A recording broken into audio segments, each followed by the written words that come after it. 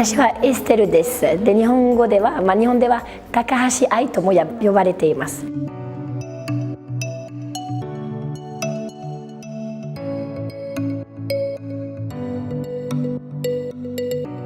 Quand je suis rentrée du Japon, j'ai fait un petit peu des études et ensuite j'ai commencé ma carrière dans l'industrie japonaise et traduction, interprète, coordination d'événements et j'ai enseigné 4 ans le japonais à l'université.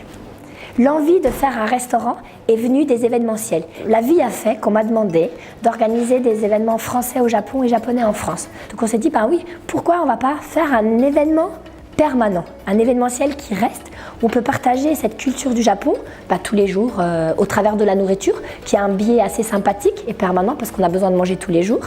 Et la cuisine japonaise est très saine. Voilà. Donc en 2012, on a pris la décision de faire un restaurant japonais.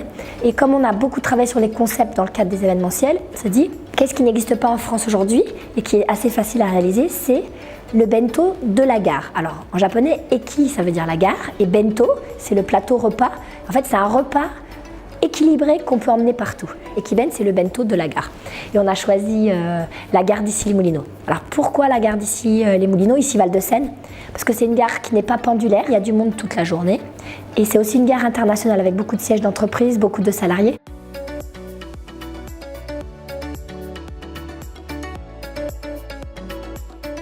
Première spécificité, c'est l'équipe et le personnel. On est vraiment une équipe soudée avec une équipe de filles japonaises qui font la cuisine comme à la maison. Deuxième spécificité, on n'adapte pas du tout les goûts aux Français. Ça veut dire que si un plat ne plaît pas, on va le retirer de la carte, mais on ne va pas l'adapter. Troisième chose, on ne travaille que sur des produits frais. Et donc le premier point de vente marchait tellement bien que tous les jours, il y avait des clients, mais il n'y avait plus rien à vendre parce qu'on était limité par l'espace. 29 mètres carrés. Donc on a cherché désespérément un laboratoire de production, pas trop loin du premier point de vente. On a eu l'opportunité de reprendre sur l'île Saint-Germain, le laboratoire où on se trouve aujourd'hui, qui fait 200 mètres carrés. Et on a aménagé une petite salle ici, qui fonctionne aujourd'hui très bien. Au niveau chiffre d'affaires, on était autour de 330 000 la première année. On a dépassé 550 000 la deuxième année. On a, troisième année, dépassé 730 000 en hors taxe. Et sur l'année en cours, on va dépasser les 800 000.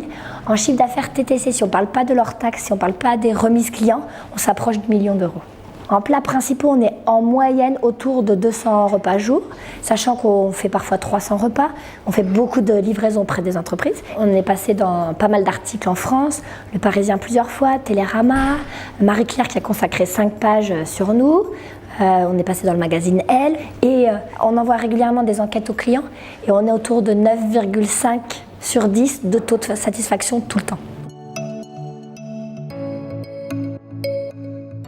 Notre rêve a toujours été d'être à Issy-les-Moulineaux et à La Défense. Et on a entendu parler du projet Table Square, qui est juste l'endroit où tout le monde rêverait d'être aujourd'hui, qui est un nouveau bâtiment, un nouveau concept de gastronomie et de bistronomie, c'est-à-dire lieu de restauration chic branché, sur l'esplanade de La Défense, mais au pied de Cœur Défense. Et Cœur Défense, c'est le bâtiment de bureaux avec la superficie la plus grosse de toute l'Europe. Et il y aura uniquement 7 restaurants triés sur le volet. Donc on a été retenu pour rentrer dans le Table Square. Et les travaux sont en cours et l'ouverture est prévue en septembre 2019. Les perspectives sont juste énormes et on a besoin aujourd'hui d'un financement participatif pour nous aider à faire vraiment quelque chose de bien à La Défense.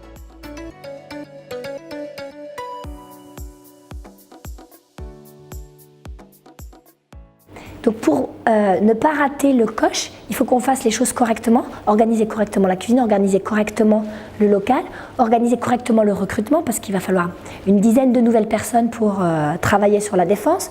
Après, on va pouvoir déployer la gamme, faire des after-work et des choses comme ça. Donc on a impérativement besoin d'un soutien de nos clients et de toutes les personnes qui souhaitent participer à l'aventure de Coedo.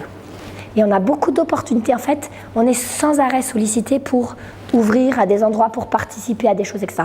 Aujourd'hui, on est un peu trop petit pour le faire tout seul, mais grâce aux investisseurs, on va pouvoir ouvrir, je vais donner un exemple, un petit kiosque de onigiri dans une gare. On a aussi énormément de clients qui nous demandent de la petite épicerie japonaise. Donc en fait, on travaille sur le service du client et on espère que les clients vont bien sûr investir en donnant de l'argent, mais aussi avoir un vrai échange avec les investisseurs. En fait, on fait Coedo aujourd'hui déjà avec les clients.